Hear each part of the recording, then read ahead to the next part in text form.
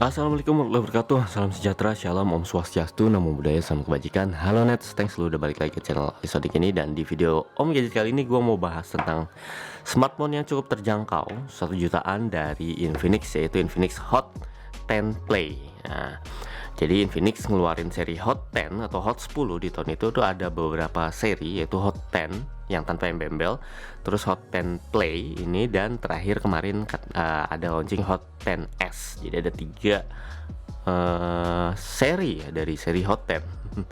Dan di Hot 10 Play ini adalah salah satu yang paling terjangkau, bukan salah satu, emang yang paling terjangkau di seri Hot 10. Di sini kita bisa lihat bagian depannya dia masih pakai punch hole desainnya nih, dan ini ada chipsetnya dia langsung tonjolin. Padahal chipsetnya menurut gue tidak, gue pengalaman dengan chipset ini tidak terlalu bagus di Realme C series ya. Ini ada MediaTek Helio G35 yang cuma ini menariknya RAM dan ROM-nya atau RAM dan memori internalnya udah 4 GB plus 64 GB. Ini cukup besar padahal harganya sekitar 1,5 juta, 1,4 sekian. 1,5 juta itu tergolong cukup terjangkau buat yang punya RAM dan memori internal segede gini. Kanan kiri ada tulisan Hot 10 Play, dan atas Infinix, bawah ada IMEI. Kemudian bagian belakangnya ini ada sedikit spesifikasi lagi lebih jelasnya, yaitu dia udah pakai GPS, WiFi, Bluetooth. Baterainya yang gede 6000 mAh, operating sistemnya dia Android versi 10, belum versi 11. Kamera depan 8 megapiksel, kamera belakang 13 megapiksel dengan dengan satu pendamping yaitu portrait AI kamera. Kemudian ya ini udah dibahas, dia masih 4G ya, belum 5G ya, 1,5 juta belum ada yang 5G. Layarnya cukup besar, 6,8 inci, ini hampir menyamai seri Note-nya Infinix ya, gila gede banget sih buat HP kelas harga 1 jutaan, tapi masih HD aja, wajar karena handphone murah. Dan sensornya nih lengkap, nanti kita cek ya. Oke, kita coba buka aja isinya. Oke, kita coba buka Nets, isinya apa sih? Ini ada handphonenya Infinix seperti biasa, dia ada stiker gitu depan, grupnya Infinix ya, baik Tecno, Infinix, itel, itu pasti begini. Ini ada unique selling point yang udah kita bacain tadi. Kita buka. Kalau versi murah Infinix itu nggak ada kotak buat casing ya, dia langsung nyatu di sini aja, makanya tadi kotak-kotak. Nggak ada headset di dalamnya, ini cuma ada kabel data yang sayangnya masih micro USB. Kemudian ada kepala charger yang berapa watt ini? 5 volt 2 ampere alias 10 watt, masih sangat kecil kepala chargernya. Kemudian ini ada SIM tray ejector. Kita coba buka ya, yang kau sadar. Terus ada banyak yang kayak gitu gua. Nah, case-nya dibungkus plastik gini doang, Nets. Di sini kalian bisa, wow, kita dapat uang $1. Bukan, 1x Gold. Ini apa ya? Ini ajakan buat gabung ke Infinix X Club ya. Dia punya basis fanbase dan punya forum, aplikasi forumnya. Kalau di Realme itu juga ada, Realme Fans tuh bisa ke Realme Forum, itu Realme apa ya namanya, ada aplikasinya lah. Di Infinix juga ada X Club. Kemudian ini ada buku petunjuk, dan ini kartu garansi Infinix. Infinix garansinya masih belum terlalu banyak seperti brand lain ya, tapi lumayan lah ada. Dan ini ada case-nya, bentuknya hard case, dan ini nggak terlalu ngelindungi ya, fashion aja sih, karena sampingnya bolong, bawah bolong, nggak ngelindungin banget sih sebenarnya kalau model begini. Dan ini seperti biasa Infinix yang selalu saya tidak suka adalah dia ngasih anti gores tapi belum dipasang. Kenapa sih nggak dipasang aja di sini gitu? Ini udah berkali-kali gue nemuin Infinix sama Tecno ya. Tecno juga pernah kita coba waktu di Teknopova, itu kepisah kayak gini, nggak langsung aja bikin kerjaan, kan nggak rapi kalau pakai anti gores ya. Oke, kita singkirin dulu, terus kita lihat langsung handphonenya. Nah, ini dia handphonenya. Kita kletek dulu bagian depannya. Wow, benar, belum dikasih anti gores. Dan nih bagian belakangnya ada IMEI juga, kita kletek dulu. Oh yes, wow, ini yang gue beli warna biru, ada 2 varian, satunya hitamnya kayak grey sih, kayak abu-abu gitu, dan plastik, fully plastik. Bagian back case langsung nyambung, walaupun sini ada garis yang seolah-olah dia terpisah kayak kaca, dia nyambung ke frame nya yang juga plastik. Dan Ini finishingnya glossy, jadi rentan sidik jari, cuma dia kasih kayak ada efek-efek cahaya yang kalau kena lampu itu ada kotak-kotak begini, bukan kotak kayak huruf H kecil gitu. Dan bisa bergerak-gerak. Ini kayak nyamarin kalau misalnya sidik jari. Unik sih, unik teksturnya. Terus selain itu dia ada tekstur garis-garis juga, mikro tekstur. Nah ini cuma tekstur doang karena ketika dipegang itu tetap halus atau rata. Seolah-olah ini ada garis ya, seolah-olah kasar, tapi nyatanya tidak. Unik, bagian bawah dia ada jack audio, port micro USB, ada lubang mic.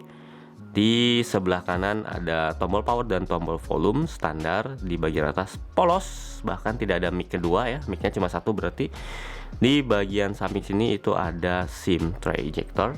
SIM-nya itu udah triple, khasnya handphone murah ya. Ini kesukaan banget kita semua. Ada 2 nano SIM plus micro SD sekaligus, nggak usah berebut. Dan di bagian belakang ini ada susunan kameranya. Nah ini seolah-olah ada 4 lubang kamera kayak di Oppo Reno atau segala macam. Bentuknya juga persegi panjang framenya. Cuma yang ini flash, yang ini cuma tulisan AI ya, menipu yang ini. Kameranya cuma 2, yaitu depth sensor sama kamera utama 13 megapiksel. Wajar, handphone murah. Di sini ada logo Infinix yang kayak sablonan kasar, mungkin kita bisa kerok aja biar hilang. Kalau emang nggak mau terpampang. Ini mirip handphone lokal lah, model-model begini. Harusnya dibikin lebih bagus lagi, lebih halus karena dia brand global. Atau ya bagus, mungkin lebih bagus brand lokal sebenarnya. Ini ada fingerprintnya di belakang, masih standar. Dan kita lihat bagian depan.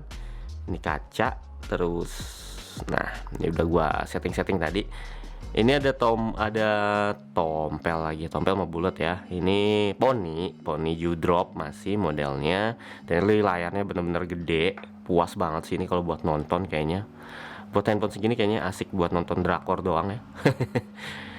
Kemudian ya ini menunya, kalau misalnya kalian buka, kita lihat layarnya bezel bawahnya sangat tebal, standar. Kanan kiri tapi udah cantik sih, udah tipis. Atas juga cukup tipis, agak lebih tebal karena dia mesti nempatin earpiece dan sensor-sensor ya. Kita lihat, nah ini XOS-nya XOS 7.0 dibalut Android 10. Kemudian 2,3 GHz octa-core, ini MediaTek Helio G35, 8 megapiksel, 64 GB ya, seperti yang tadi dijelaskan di kardusnya. Dan dengan XOS 7 itu bentuknya ya masih mirip-mirip XOS sebelumnya, masih banyak sekali iklan di sini, iklan, dan beberapa aplikasi bawaan itu juga ngasih iklan. Kalian mungkin yang udah biasa pakai Infinix sudah terbiasa ya. Next, bloatware-nya juga cukup banyak. Di sini ada AHA Games, ada Boomplay, I don't know itu apa, Carl Care, CNN Indonesia, ada etalase app banyak banget, High Translate, Indonesia AI, beberapa itu situs berita sama toko aplikasi kayak App Store gitu ya bloatware-nya. Ada Palm Store juga toko aplikasi.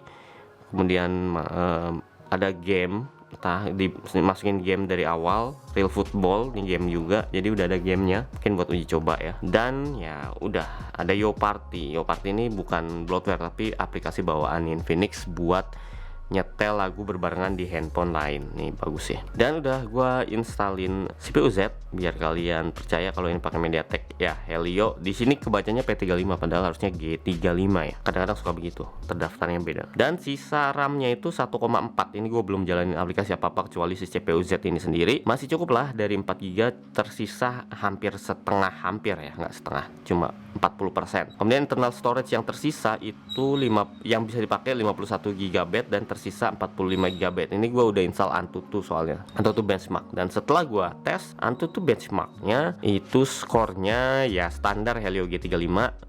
Sorry, kenapa ini begitu?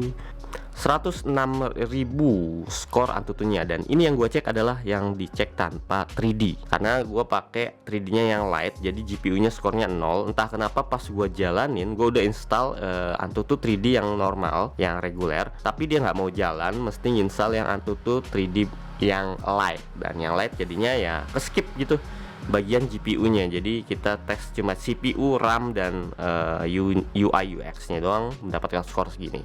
Nggak terlalu gede. Dan ya mungkin ini memang handphone yang tidak diciptakan untuk bermain game berat. tapi game yang ringan-ringan aja buat ngisi kekosongan ya. Ngisi waktu luang, sorry. Jadi utamanya ya ini baterai 6000 mAh, jadi pasti akan awet banget sehari lebih. Pengalaman gua pakai baterai 5000 mAh aja seharian sampai bisa besoknya, apalagi 6000 mAh. Ini cocok buat daily driver, buat chatting, sosial media, something, nonton gitu kan. Yang nggak berat-berat banget gitu GPS. Dan ini satu yang gua apresiasi dibandingkan dengan handphone sejutaan yang lain adalah di bagian sensor. Bahkan handphone yang gue pernah nyobain Realme C series yang sampai 2 juta gitu, itu sensornya tidak selengkap ini. Apalagi handphone lokal sampai 2,5 juta. Gue cobain Advan dulu, Advan G3, tidak selengkap ini. Ini giroskopnya ada, kompasnya ada, jadi buat GPS oke. So ini nggak tahu ya gironya apakah giro hardware atau, tapi sepertinya giro hardware karena lancar banget coy gironya. Gua ini yang satu gua salutin, tapi ya percuma karena spek kalau buat giroskopnya buat gaming itu percuma aja karena ini speknya juga nggak bagus-bagus banget. Jadi main PUBG Mobile yang butuh giroskop itu juga kurang nendang ya kalau pakai Helio G35. Bisa kalau kalian mau main, tapi ya kurang nendang. Terus ada sensor kompas, so ini berarti navigasi menggunakan Google Maps-nya akan lebih akurat gitu. Belok kanan kirinya, posisi handphonenya mau diletakkan lurus begini atau begini, dia akan ngebaca.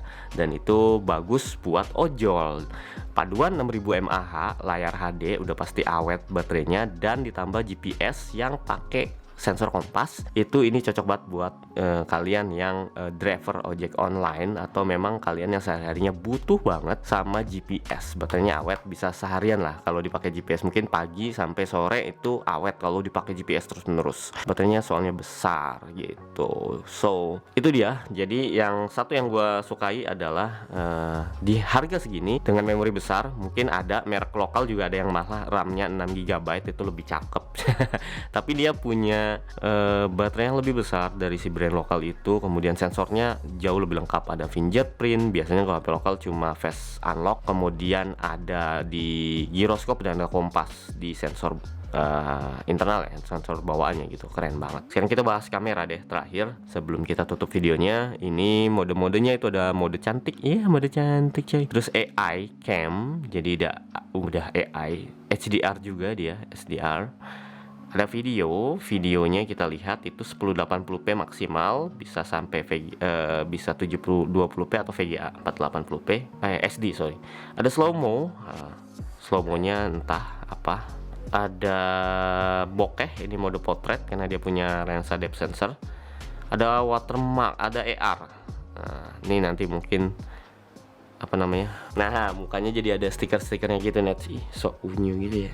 Itu doang, nggak ada yang lain ada mode panorama, dokumen, ada mode panorama, dokumen, dan udah itu doang. Untuk kamera depan itu ada walaupun cuma 8 megapiksel, dia punya flash untuk selfie. Kalau di Tecno biasanya 2 ya, kanan kiri, ini cuma 1, nggak apa-apa lah, lumayan. Oke, itu aja Nets. Gue bersimpulan handphone ini tidak terlalu cocok untuk main game, tapi cocok untuk kalian gunakan sehari-hari ya. Ini asik kok, asik walaupun ada iklan, tapi ya buat yang terbiasa sama UI Infinix ini masih asik digunakan buat sehari-hari. Dan paling cocok buat driver online atau siapapun yang membutuhkan GPS dan baterai yang kuat untuk dipasang GPS harian. Ini sangat-sangat cocok. Desainnya juga nggak malu-maluin, udah kekinian banget meskipun cuma 2 kamera gitu. Dan ya, kalau menurut kalian gimana tentang handphone ini? Mungkin ada yang udah coba lebih dari 3 bulan, karena handphone ini udah cukup lama beredar ya. Silahkan tulis di kolom komentar di bawah. Wali Sodik pamit. Wassalamualaikum warahmatullahi wabarakatuh. Dadah. Sip. Bungkus.